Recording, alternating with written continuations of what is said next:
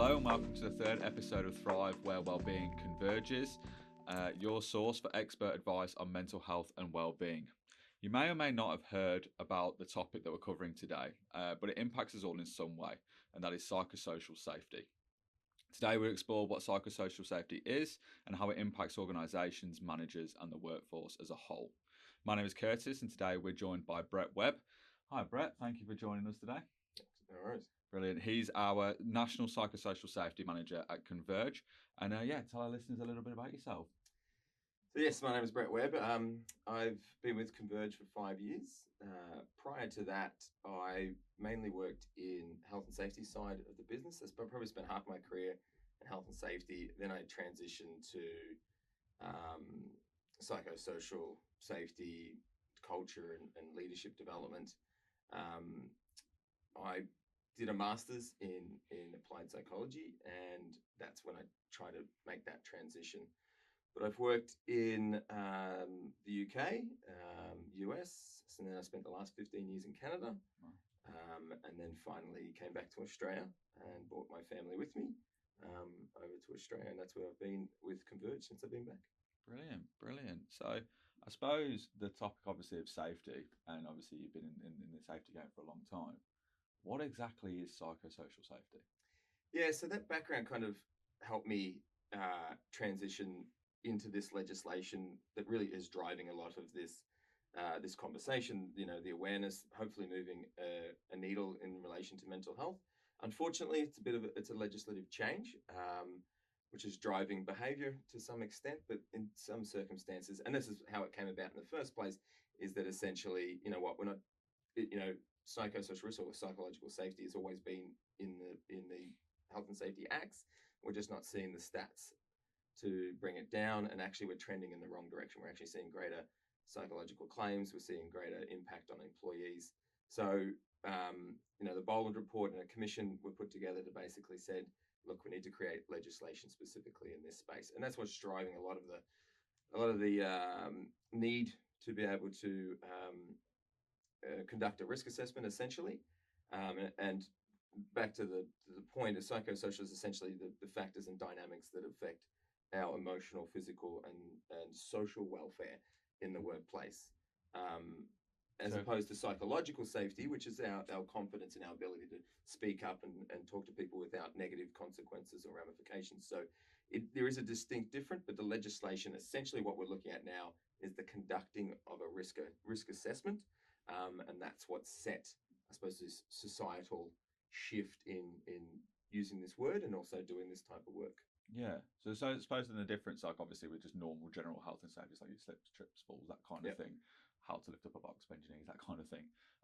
So I guess psychosocial safety is like how things at work impact my psychological health, that kind of thing. Correct. So essentially, WorkSafe Australia created a blueprint in relation to this legislation, and then all the jurisdictions, they all exist within a harmonised system. So they all copied to some extent, slight differences in relation to that legislation. So for Victoria, they're unique. They don't follow the harmonised system. So actually all states and territories and Commonwealth government all have legislation in place, unfortunately, except for Victoria. But what set out in that, and then the codes of practices that the individual states and territories created, set out around 14 to 16 psychosocial risks, depending on which one you look at. So just to name a few, and this is the big shift in psychosocial risk, I suppose, as well, because we think of psychosocial risk as maybe more violence and harassment and bullying. But when they set out this legislation, the codes and practices, they really made it quite a large element, but also a large impact on an organization. Because now we have, I'll actually give you in order because we've done a lot of work on this from highest to lowest. Yeah, so change management is in relation to our results is number one. Organizational justice, number two. That's essentially the fairness and consistency in how we implement policies and procedures and treat people. Into job demands, then job control, and then recognition and reward. But then you've got role clarity, you've got environmental conditions, you've got remote and isolated work. So this is why some organizations may find this difficult, because you're creating all these different components that you may not associate with this type of work. And it is making it difficult because it what uh, catalyst in the organization do you have to take on this work? So Mm. HR has a piece of it, right? And then health and well-being have a piece of it, and health and safety have a piece of it. So it's actually quite a large undertaking for an organization to be able to do the risk assessment, also control for the risk. Yeah, yeah. I suppose it's very costly as well, wouldn't it be? Like for an organisation to try and take it on themselves. Yeah, so it's not too bad in that the legislation just simply sets out a risk assessment. So Mm-hmm. it's not to say that you need to come to us to help you do the risk assessment. We've done plenty, but you can do it internally. You can do it fairly cost effectively. The risk assessment piece, or the documentation piece, obviously the control measures is would be costly in relation to resources, but so it should, because you're fundamentally reducing some significant risks in the workplace, and that's that shift, right? So in we are seeing significant impacts on workers' compensation claims in relation to the psychology. So we're seeing 4.5 times the cost and around 4 to 5 Wow. times the length of time off work, and that is still trending in that direction. So it does become something that is extremely important and fundamental to the business. Yeah.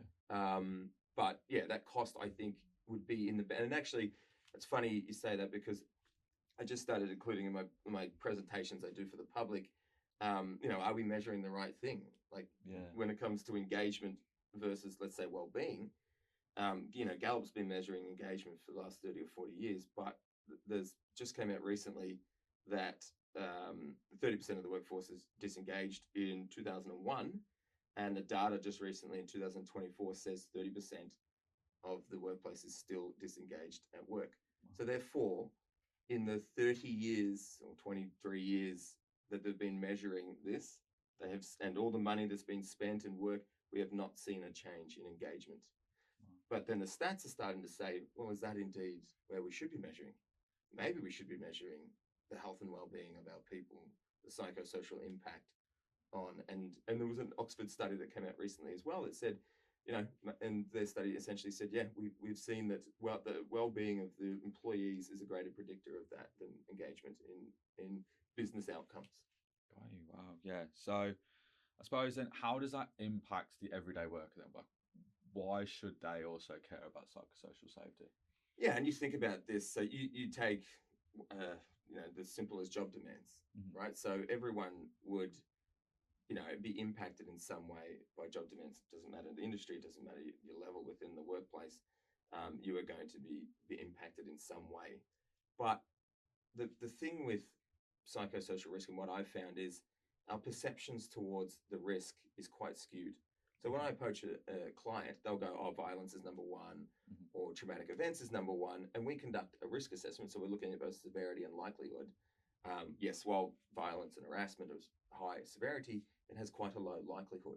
Mm. So what you'll do is you'll be putting control measures in place for a skewed risk profile.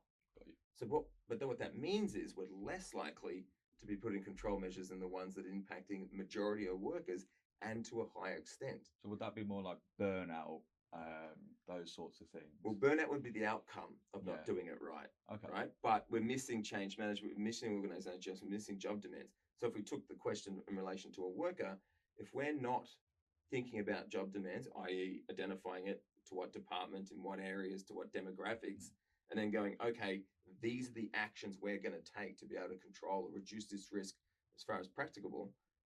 We don't have that catalyst for that. We never do it. Yeah. So does it impact workers? Yeah, all 14 of them, 15 of them would impact workers, but it impacts them greater if we're not thinking about the risk that is the highest to the majority of people. And that's where we lose, prioritizing our control measures if we're not conducting a risk assessment. And that's the idea of the legislation, really, is to go, are we actually thinking of this in relation to risk? We've done that for safety for many, many years, and that's the foundation of it. All we're doing is taking that safety lens and that risk application and moving it into psychosocial risk. And it's a good thing, probably. Yeah, definitely. So I suppose, like talking about that risk assessment, then I suppose in an everyday sense, what can we all do to improve our health and well-being with respect to psychosocial safety? So yeah, coming back to, I suppose, conducting a risk assessment. So the best thing to do would be to measure your psychosocial risk, right? like I said, if we leave it, and there's a reason for it too. There's a bit of confirmation bias in there as well to get these skewed risk profiles. Essentially, what we're doing is we are more likely to report workers' compensation incident reports, um, whatever it may be internally, even EAP utilization, violence and harassment, simple as that, or bullying. These are all to the top. But when we do a survey or an analysis of the risk, they're not the top because we're just simply we're encouraged and just more likely to report, let's say, violence than we are job demands. And even then, if we were to report job demand, imagine if you reported job demands every time you felt overworked. Yeah. That would be a significant amount of reports, and we're just not there yet as a society to accept that level of reporting. So therefore, the measurement of this risk, I find, is vital to be able to go, okay, this is my risk profile, and I can break it down by demographics within this area. If I'm a multi-location workplace, or I could do it by age, I could do it by tenure, I could do it by level of leadership. So then I gain this insight and purely to make informed decisions. Right. The second part of it, which I think is equally as important and a lot more fun, is to conduct focus groups. So yes, I can say change management is not the number one psychosocial risk, but why? Right? A survey only gives me so much data to be able to make informed decisions. But then if I go in and go, okay, this group and then this group, why is change management number one? What is contributing to this? What is the root cause of this? And then, what can we do to be able to solve for this problem, or what can we do to reduce change management as a risk? And the insights, I think, are brilliant. So if I wanted to think about ultimately how can I increase implementation success in relation to reducing the risk of change management, it's that insight that gets me there. And I've done an analysis of all the focus groups I've conducted over the last few years as a result of this legislation change. And communication and transparency is number one in relation to change management. So then I can start to think, okay, if I ultimately wanted to make inroads into change management, which is not easy, I need to, one, concentrate on change management as a risk reduction or as a control measure priority, and then go, how do I increase the communication and transparency while I'm trying to manage change management? Yeah, I suppose there's that ambiguity, isn't there, between, like, obviously with, like, when you talk about bullying and stuff like that, that is the big one that everyone's like, it's illegal, can't be doing that. On a societal level, we shouldn't be doing things like that. But then obviously, as you've been saying, change management, workplace demands, all that sort of stuff, you kind of have that ambiguity in your head. It's like, should I actually be speaking up about that? Yeah, and actually, the strange part, so while your bullying and your harassment is obviously going to have a higher level of severity, right? It impacts people greatly. If you think about the human behavior piece of it, it's actually much easier in relation to controlling, right? Yeah. I have this behavior, it's resulted in this outcome. I need to either, shift that behavior or create a desired behavior through training or whatever intervention I may do. Change management is much harder, or organizational justice even harder. So who takes it? What is the catalyst for it? Who has ownership? And then you think about that ownership. Does it get downloaded to frontline leadership? That makes it far more difficult for them to really buy into it, then to have the workers buy into it. And even then, after doing this analysis, I don't think my theory, and I have to get the research to back this up, but I think we do the process part of change management well, i.e., this is the change, this is the outcome, this is the why. It's just that we leave the people part behind. Yeah. Right? We don't know. Too concentrated on the formulaic side. Yeah, that's right. So we're changing the process part of change management. So we need to change this IT system. So here's what we need to, here's the process we need to do to be able to change that.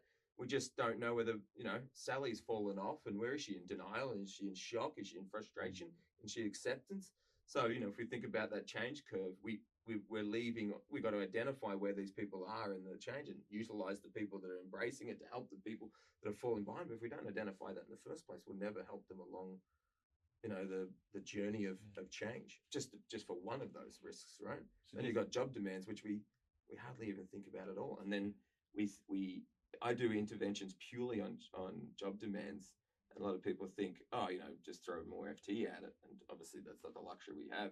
But when they start to break it down and think about job demands as a risk, they come up with hundreds of recommendations. And it's amazing what we can do when we have that avenue and that engagement to be able to go, what can we do in this circumstances specifically for this risk?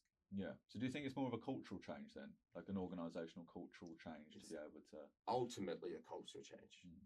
So the difficulty in, let's say, shifting a harmful behavior, if I had to categorize the violence harassment, is ultimately I'm shifting one behavior, right? Mm. It exists within a culture, right, which doesn't help.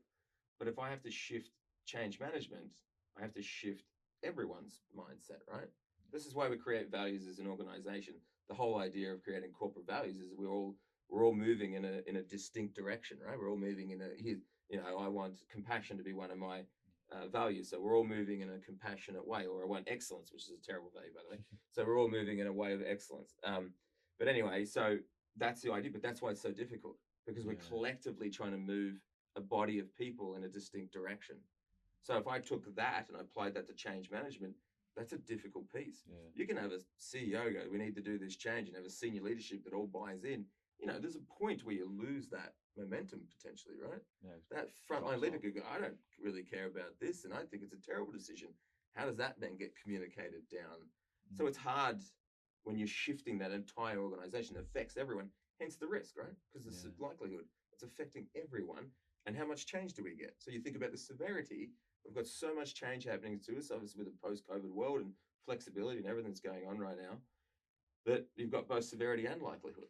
Mm. Whereas our harmful behaviors, I have a singular behavior and I can shift that behavior through whatever intervention, or you know what, I can't do this anymore. The thing with culture is it's like a disease. A Mm. good culture spreads like a disease. Brilliant. A bad Yeah. culture also spreads like a disease. Yeah. Right? So all of those factors are all dependent on the culture they exist within. Yeah. And even then, when I'll write a risk assessment report, and there'll be hundreds of recommendations broken down by all the 14 psychosocial risks. And sometimes I'll do a presentation to seniors. You'll go, okay, what do we do first? This is a lot. I go, if you want to shift the culture, we need to work with leadership. Simple as that. Leadership make or break a culture greater than anything else. This, what my thesis was essentially leadership's impact on culture. Yeah. And if we want to shift it, we need to be able to have our leadership on board and driving a more positive culture. Yeah, definitely. I suppose leading on with the whole, we've talked a lot about legislation on this podcast. There's been a very recent legislative change that obviously has been, a bit controversial, had a lot of heads talking, and that is the change to the right to disconnect law. Can you tell us a little bit about that, like what it means for the average worker and how that ties into psychosocial safety?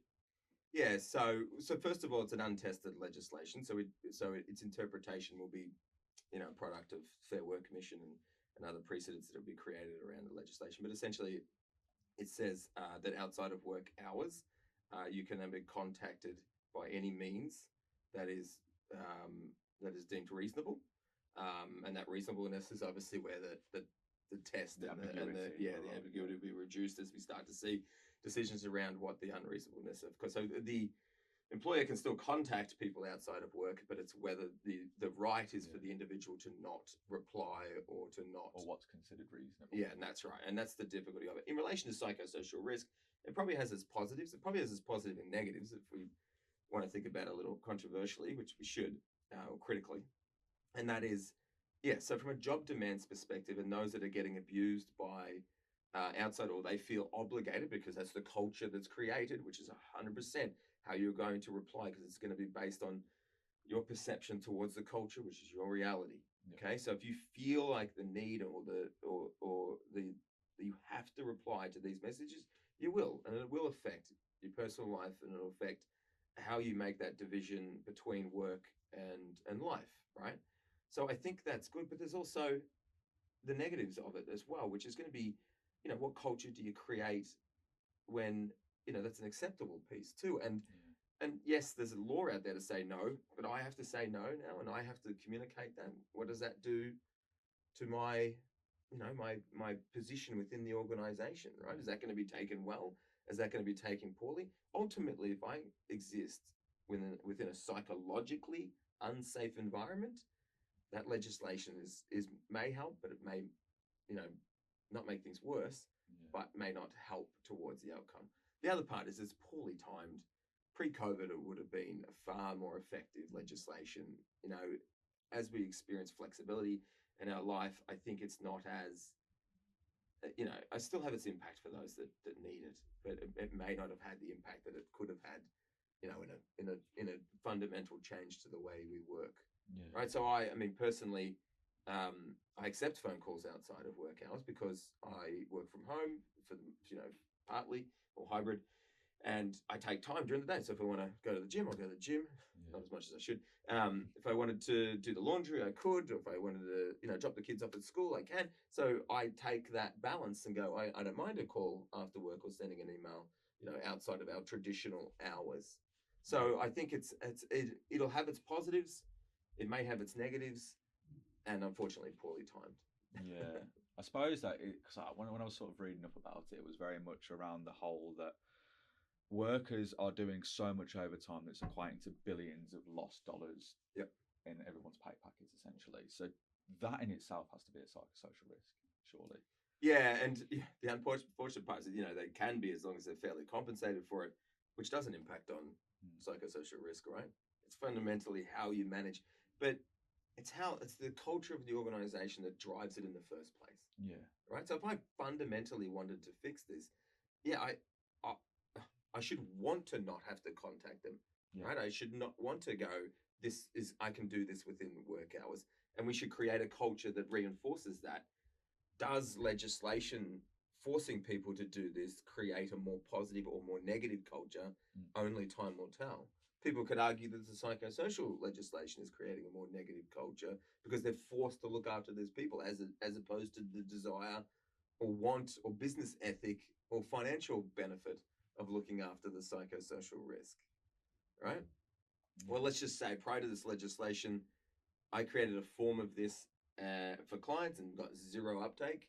And now that the legislation's passed, I've done 30 risk assessments on behalf of the organization. So there's a difference between the two. And even then, if we did a risk assessment prior to legislation, it would not be nearly as comprehensive. We would have done violence harassment, we would have done the harmful behavior ones, and we would have left the top probably 7 or 8 risks out of that. So does the psychosocial legislation benefit, I think, employers and society?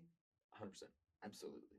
Right, as we see more and more of it develop and evolve, and people build a greater awareness of it, I think we'll see greater inroads into it. The right to disconnect, it's more of a debated one. I think it will help in the circumstances where it's absolutely needed, and I think it'll have extreme value there. And then it'll be maybe a cultural difficulty in other environments. Yeah, I suppose it's a sort of a time will tell who will go to court first, that 100%. Kind of thing. How will it? I think if the world didn't change in the way we work, I think it would have had a significantly more value. But now, given the hybrid environment that we potentially, it depends on the industry as well, obviously, and the worker and that environment. I just don't. Maybe it might not have as the teeth it would have previously had. Yeah, definitely. Yeah. So I suppose a bit like my final sort of question is sort of phrase it this way. So, what are some simple strategies we can follow to become more psychosocially aware, and what do you sort of see for the future of psychosocial safety? So yeah, I suppose we've touched on a little bit, but I mean, obviously we have to tick the legislative box. Every employer has to do that. That's a law across the country, except for Victoria, which I assume is coming. I don't know what they're doing. I mean, if anyone wants to make a comment in the podcast on what Victoria is doing with their legislation, I'd love to hear it. So that's a fundamental element. But don't just do that for the sake of doing it because of legislation. Gain that insight. That insight will be key to be able to thinking, how can we, one, raise awareness to this? So engaging our workforce is a big piece of this. You think of all those nuances of all the different components of role clarity and job demands and even job control. So the one thing I'd come back to it, the 2 parts of this, it's not all deficit-based thinking in relation to psychosocial risk, right? There are risk factors and there are protective factors. So your risk factors, your violence, your harassment are all risk factors, but your job control, your workplace relationships, your support are all protective factors, right? So don't think about it as all doom and gloom in relation to, we've got to, fix all these risks. There is a component of that, but then you've got to embrace what can improve a culture too, right? Yeah.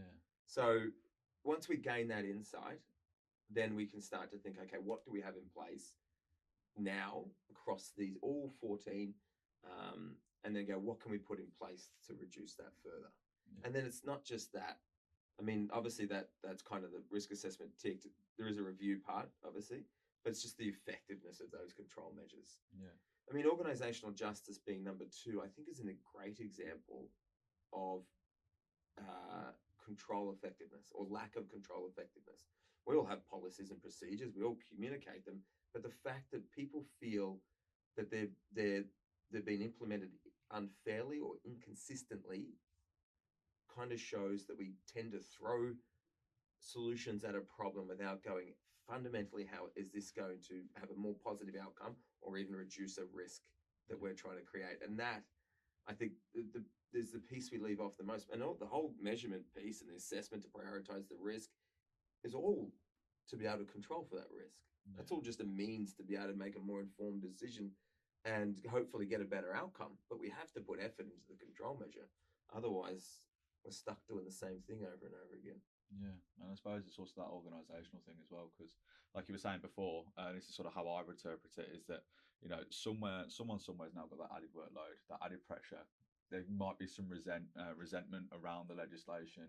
How can that be better, sort of thought about or considered in an organisation so that people see it as a positive rather than negative? Yeah, so there's three components to why we do this, right? One is legislation. I mean, I wouldn't lead with that, right? But it is a reason why we have to do it. Two, financial. So as we see things trend in a more poor direction, so workers' compensation claims, productivity, absenteeism, turnover, all these different things, and I analyze all these records. So even turnover, brilliant data analysis, and you get insight about workplace relationships, probably being one of the main reasons why we see turnover. And then business and ethical. So you're right. So if I took a continuum for both an individual and an organization and said, here's the negative side. So this is absenteeism, this is mental health, this is lost productivity, this is lost morale. And I said, okay, how do we shift that, or how do we get it to the middle one? So how do we get it out of deficit to be able to embrace individual and organizational outcomes? And then what are the actions I need to put in place to move it into a more positive direction? All this is just setting that out into 14 or 15 categories where you can go, okay, I can think about this collectively. And it's one of the things I've done. I've taken the 14, got them down to 5 categories because they were all interrelated, right? Yeah. So as I was doing focus groups on organizational justice and change management, people go, oh, these are related. And I went, yeah, no, what? Yeah. So now I have an organizational design element. So it has change, justice, and rewards and recognition. Then I have a job design section, right? So job demands, job control, and role clarity. And then I have environmental, social factors, and harmful behaviors. So I managed to take those 14 or 15 and went, okay, that's a lot, and a lot to undertake from a resource perspective and everything else. And going, okay, if we had to think about control measures to get the most out of it, how would we organize and think about that? So I got it down to 5 categories. So you can think about them as a collective and go, okay, if I implement this, it'll actually hit multiple components and I can get the best outcome for the best utilization of my resources. Yeah, definitely. Thank you so much, Brett. That was actually really insightful and obviously very, very important for every single person and organisation to understand. Definitely. So, talked about it a lot. Risk assessments. You're obviously very good at them. So, if you're listening here and you do want to learn more about psychosocial safety, please get in touch with Brett. I'll put his details within the show notes. So definitely have a look. And also to reiterate, like we do every episode, as your workplace EAP, or if you're listening to this and you're not sure who your EAP is, definitely get in touch with your HR team to find out if Converge is, and then get your organisational code and book an appointment. We have a lot of services available to you, so support is there, and we're always ready to help. So thank you again, Brett. And thank you to everyone listening or watching to the podcast. And I'll see you next time for episode 4 of Thrive, where wellbeing converges.